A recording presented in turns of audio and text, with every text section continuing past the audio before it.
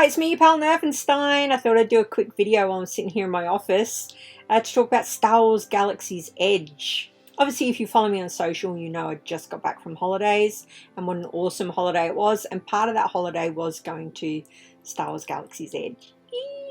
Now, if you follow me at all over the many years, you'll know that I'm a huge Star Wars fan. My birthday is May the 4th. Does it get any better than that? Whoop whoop. So going to Star Wars Galaxy's Edge, I was pretty excited. So I thought I'd cover what that experience was quickly, and then I'll show you some of the loot that I got while I was there. Sorry for the quality of this. I'm quickly filming it on my iMac, just between work things, whilst I've got time. So quickly, if you don't know, Star Wars Galaxy's Edge is a theme park, part of Disneyland in California, and it's set in the Star Wars universe. There's also one opening up in Florida. I would imagine it's probably going to be bigger and better, based on my experience of going to both Harry Potter worlds. So we rocked up to the hotel and we went in and got our tickets. We had pre-booked them, even though it says you don't need to online. We were told we did, so we did. Went in there and the girl told us when we picked up our tickets, make sure that you go straight to the lightsaber thing when you get there, because it's going to be very busy. That's make your own lightsaber. And also make sure you go straight to the cantina. Make your choice, because they're both going to be super busy. So the park opened at 8 and we had a 4-hour slot. We had to leave at 12. They kick you out and the next slot go in just because it's so busy. So we rocked up with a huge crowd of people. I'll probably stick some video up here so that you can see it was mobbed. And we knew we needed to get to that make your own lightsaber, because that was the one thing that I really wanted to do when we got there. So we walk in and you see the Millennium Falcon, and I'm a bit embarrassed to say I did shed a tear, because it was magical, guys. There's no two ways about it. It's seeing the Millennium Falcon parked there. I don't know what to say. It was awesome. Anyway, we knew we couldn't go there. We needed to go straight to where the lightsaber thing was. So off we headed. We got there at 4 minutes past 8. Whoop whoop. Ready to make my own lightsaber, and we were told that it was booked for the full 4 hours. There was nothing we could do. 4 minutes in, devastated. So we were like, oh, well, there's not much we can do about it. We're still here, super lucky to be here. Let's just like soak it up. We'll go to the cantina instead. So we went all the way back around to where the cantina was, and we stood in the queue, and one of the staff came over, fully kitted out in the stuff, came over and said, it's full for the full 4-hour slot. So it was like, okay, we've not managed to make our own lightsaber. We've not managed to get into the cantina. Smuggler's Run. Got to get on that, right? So Smuggler's Run, if you don't know, is a ride, and you get to sit in the Millennium Falcon. So off we headed up there. At this point, kind of thinking, oh, we are not going to get on this thing. This is just literally going to be us walking around and soaking in the sights.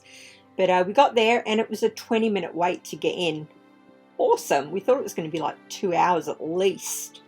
And we got in there, and what can I say? I'll put up some footage that I sneakily filmed while we were in there. You know, the thing moves, it's got the sound, it's in 3D, it's got all the buttons. You've got 6 people sitting in it, so the 2 at the front are the pilots. The 2 in the middle, I think, were engineers or gunners. I can't remember what ones were what. And then there's 2 at the back. And the idea is that depending on what you do in there, dictates the outcome. Or does it? I don't know. Yeah, so you push buttons when you're told to push buttons. Things are flashing. And when you're the pilot, which we were the second time we went on it, you get to fly it. Oh, it's so good.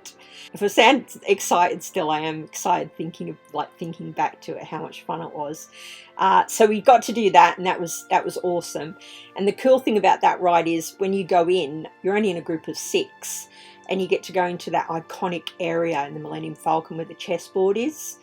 And you get to just wander about in there and have a look. And it's just, I mean, some of the touches in there. When you walk in down that corridor, circular corridor, the floor is made of tin.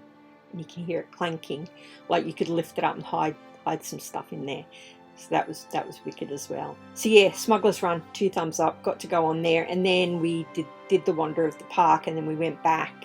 And the second time we had to wait for it, I think it was around 6 or 7 minutes. which is awesome for a brand new ride. But they were piling people through there. I don't know how many different cockpits there are, but I imagine there's quite a few. So as for the rest of the park, it is essentially a giant shopping mall. That's how I started to think about it. Everywhere you go, you can buy stuff. So there's stores like, there's an antique store, and it's all kind of antique-y things. I think there was a toy store. Make your own droid. That was another thing that you could do. I decided not to do that. I haven't got room for it anyway, but small plastic droids, and you get to pick the bits that go on there. There's like a bazaar section that you can go into. Everything about it was awesome. The way it looked, the feel of the place, the stuff they were selling was really cool. You literally could spend thousands and thousands of dollars in there if you're a mad fan with money to burn. I got to drink the blue milk. That was pretty cool. Oh, and they had other things in there as well, like you could hack things with your phone. So if you had the app, you could go up to different storage containers or things that were throughout the park and hack it like an AR function. That was pretty fun. Keep you busy while you can't get into anything. Just saying. So needless to say, it had merchandise for days. Okay, so we're talking about loot. What did I buy when I was there? I couldn't go too nuts because I was restricted by funds. Obviously, it was a big trip. And I was restricted by how much room I had in my case. So I'll just run you through a couple of things that I got. So I bought all 3 of the drinks that you can get, which was Coke, Sprite, and Diet Coke. I'll put up pictures, obviously, so that you can see more clearly. But I thought they were pretty cool. I mean, they're just plastic bottles with the plastic lid, but they're kind of thermal detonator-y, aren't they? Well, I'm probably going to end up painting them, to be honest. It's just that bit, make it look a bit more realistic. But not bad. Not bad. They look cool on the shelf. They sit up on that shelf behind me there. Wicked. That was the drink bottles. You could just buy them in like little fridge areas out and about. So I didn't get to make my own lightsaber, but I couldn't not buy the kyber crystals.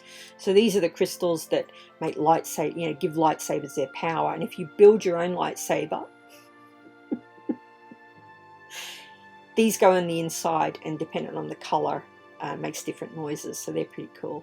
The only problem that I had with small things, so I wanted to buy all my Star Wars loving friends Star Wars things, obviously. And the problem that you have is you can only buy one thing per person. So there were 2 of us there, so we could only buy 2 of each thing. So that was a bit annoying. At one point I had the restraining bolts, you know, the bolt that Luke takes off R2-D2. They had them as like fridge magnets. Really nice detail. And I was like, I'm buying a bunch of them so that I can give them to all my mates that love Star Wars. Maybe do a giveaway on Nerfenstein's Facebook page. Took them up to the front, and the woman was like, nope, only 1 per person. I was like, oh man, are you kidding me? 1 per person? Someone's going to buy them? I understand if I'd been trying to buy 20, but I was trying to buy like 7.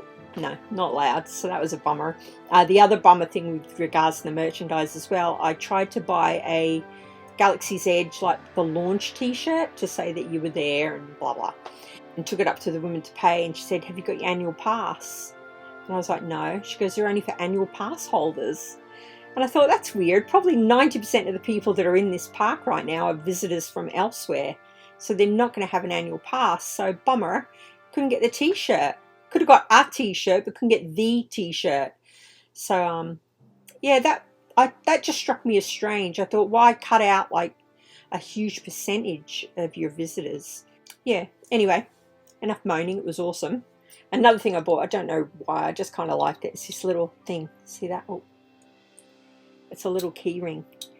I don't know why. I just saw it and I was like, that is really cool.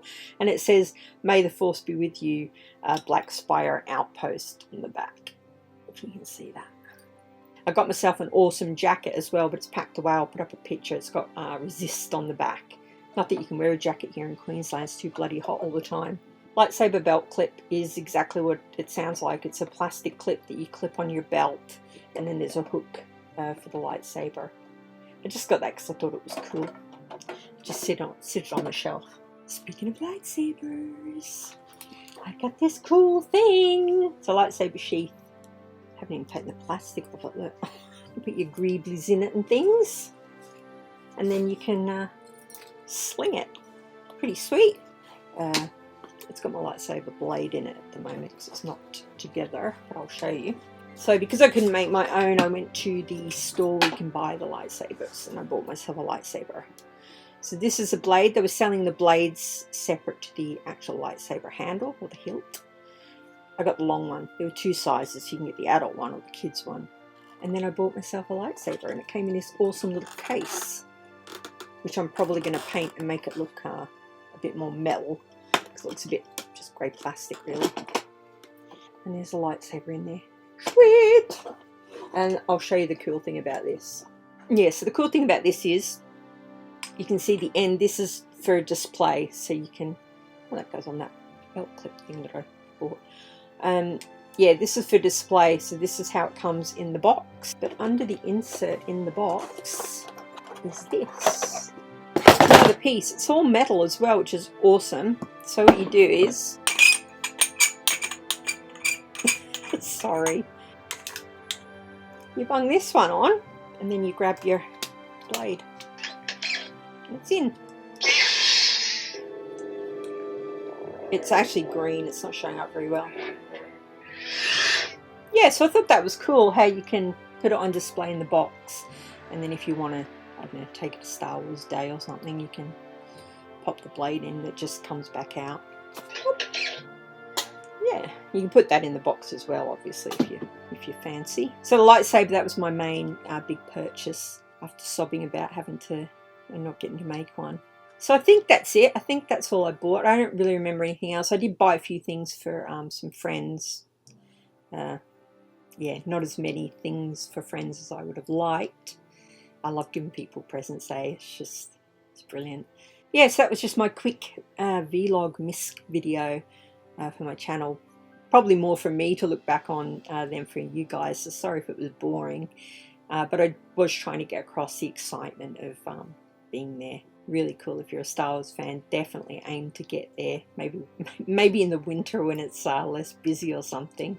But as far as merch goes, there was so much stuff there, guys. I mean, it is a giant mall. That, you know, the main thing that they're doing there is selling Star Wars merchandise. There's no doubt about it. I mean, one ride with another ride still to open later in the year.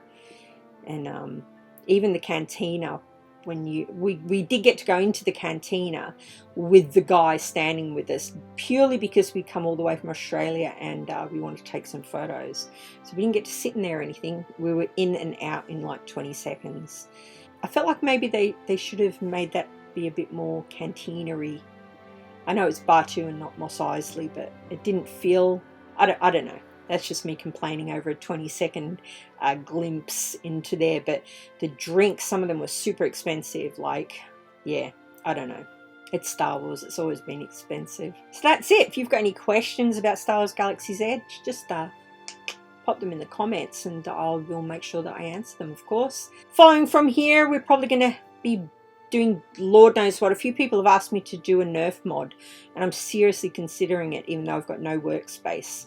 So if I can work out how to do that, I'll be doing that. Board game upgrades or board game reviews, maybe some top 10s, and of course some VR, which I'm loving. Got my Oculus Quest, didn't take it on holiday, didn't have time for it anyway, and I'm back now, so I'm playing catch up. If you're still watching now, bless you, bless your cotton socks. Thanks for staying with me. I really, really appreciate it. If you haven't subscribed, give an old girl a sub. Go on, let's geek out together. Have an awesome day. Nerfenstein out.